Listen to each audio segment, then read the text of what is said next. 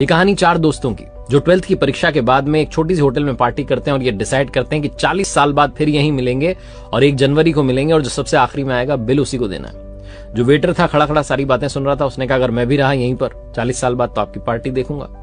40 साल बाद पहला दोस्त पहुंचता है उस होटल में जो कि 5 स्टार होटल बन चुकी थी। वो वेटर मालिक बन चुका था। वो कहता है पहचानने के बाद कि मनीष जी आइए बैठिए, मैंने आपको पहचान लिया, मैं अब यहाँ मालिक बन चुका हूं, मैं वही वेटर हूं। मनीष कहता है क्या बात है।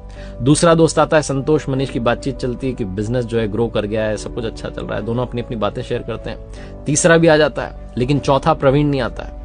वो जो सेठ है वो आकर के कहता है कि आप भोजन शुरू कीजिए, ऑर्डर कीजिए मेन्यू में से। प्रवीण सर ने कहा है आप मंगवा लीजिए, वो आ ही रहे हैं। डिनर शुरू कर देते हैं, डिनर कर भी लेते हैं। बिल देने की बारी आती है तो इन्हें लगता है चलो हम ही पे कर देते हैं। वो सेठ जो था भूला वो आकर के कहता है कि आपका पेमेंट हो चुका है, प्रवीण सर ने कर दिया।